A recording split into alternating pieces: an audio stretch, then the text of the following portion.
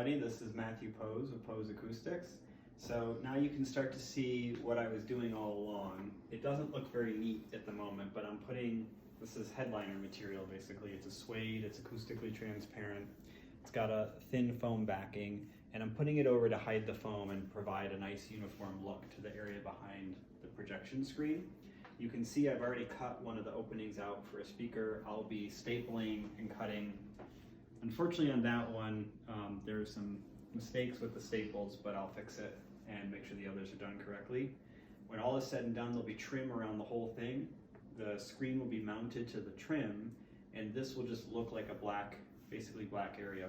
But it's all acoustically absorptive. So the sound that radiates along the path of the wall or that's bouncing back and forth between the screen and the wall largely gets absorbed by all this material.